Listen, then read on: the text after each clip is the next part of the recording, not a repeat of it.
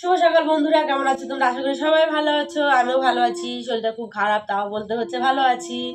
তো বন্ধুরা, এখন সকাল বাজে 10টা। তো আমি এখন ভিডিওটা শুরু করছি। এখন এর আগে সকাল থেকে সময় হয়নি একদম। সকাল থেকে অনেক কাজকর্ম করেছি, করার পরেও আবার বাজারে গেছিলাম, বাজার থেকে আসলাম, তারপরে তোমাদের কাছে আমি ভিডিওটা শুরু করলাম, আসলাম। তো বন্ধুরা চলো, বেশি কথা না বলে আমি ভিডিওটা দেখতে থাকো। আমি কি করি না করি সেগুলো তোমাদের সাথে দেখাবো। তোমরা আমার ঘরের লোক, ফ্যামিলি। তো চলো। এরকম মেথি শাক আনা হয়েছে বাজার থেকে। মেথি শাক করা হবে শীতকালে, কিন্তু আমার খুব ভালো লাগে মেথি শাকটা। মেথি শাক আর ফুলকপির দাম বেড়ে গেছে আবার। এই ফুলকপি রাখলাম 30 টাকা দিয়ে। আর নিচ্ছি রুই মাছ। ফুলকপি দিয়ে আলু দিয়ে রুই মাছ আমি মেথি শাক করবো। তো চলো দেখো কি করি না করে, সেগুলো তোমাদেরকে দেখাই, তোমাদের সাথে শেয়ার করে আমি। চলো বন্ধুরা, আমার সাথে থাকো তোমরা ততক্ষণে। দেখো এদিকে চলে আসলাম, একটু ঠান্ডা ঠান্ডা লাগছিল বলে উপরে তোমার হাউস কোটটা পরে নিলাম। চুড়িদারটা খুলিনি, ভিতরে চুড়িদারটাই রয়েছে। শীতকালে এই একটা জিনিস দেখবে। আর গরমকাল হলে বাবা, কিন্তু গরমে যেরকম গরম পড়ে সেই হিসাবে আমার ঘরটা না খুব ঠান্ডা। সবাই বলে, আমার ঘরে যেই ঢোকে বাইরে থেকে এসে সে বলে, বাবা তোমাদের ঘরটা কি ঠান্ডা গো।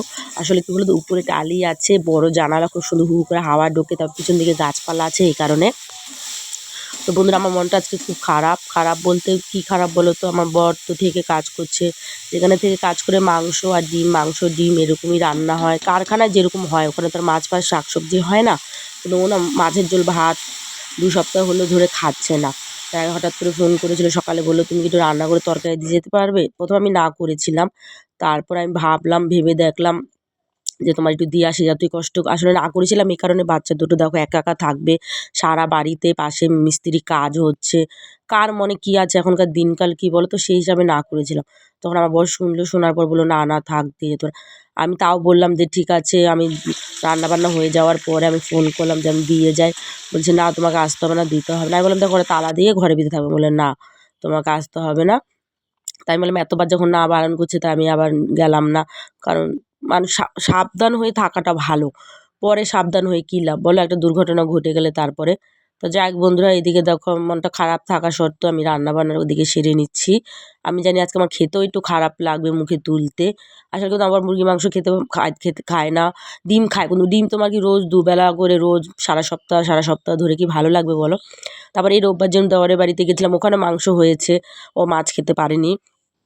তা মাংসটা খাওয়া হয়েছে। যদি রোববার বাড়িতেও আসতো তাহলে আমি বাজার থেকে একটু ভালো জ্যান্ত মাছ আনতাম, একটু সবজি টবজি দিয়ে একটু ঝোল করে দিতাম, যেটাও ভালো খায়, শোল মাছ হোক, কই মাছ হোক, যে কোনো মাছ হোক। তো সেটা হয়ে ওঠেনি।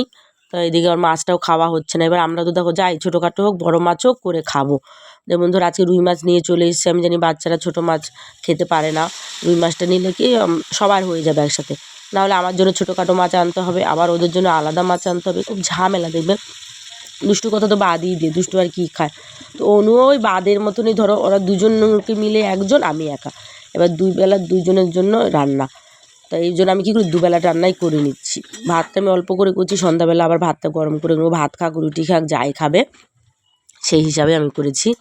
তা আমি ভাবছিলাম যে আমি রান্নাবান্না সেরে নিয়ে আবার একবার ফোন করবো, কুদুম তাও বলছে আমি আসতে হবে না। তো এই কারণে থাক, আমার আর বেশি রান্না হয়ে গেছে, আমি ফ্রিজে রেখে দেবো। যেহেতু কালকে আবার মেয়ের তোমার খাতা দেখাবে।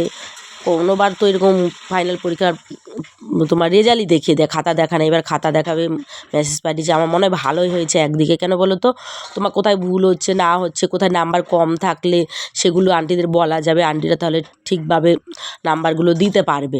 এই কারণে হয়তো আমার মনে হয় সরকার থেকে নতুন নিয়ম এটা বেরিয়েছে। তা যাই হোক বন্ধুরা, গল্প করতে করতে কথা বলতে বলতে এদিকে আমার রান্না বান্না সব সেরে নিলাম আমি।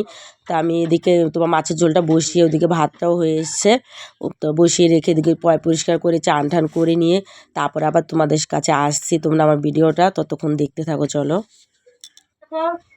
কাজ বাজ সেরে চান টান করে ওটা খেতে চলে এসেছি, ছোটো মেয়েকে খেতে দিয়ে দিয়েছি। আজকে তোমার রান্না বান্না তোমাদের দেখতে দাও বলছি। মেথি শাক রান্না করেছি, আমার তো খুব ভালো লাগে মেথি শাক খেতে।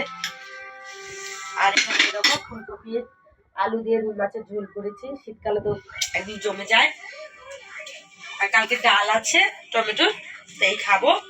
আসলে তোমার এদিকে তো আমার বরকে দিয়ে আসার কথা ছিল, তো বললো আর যেতে হবে না।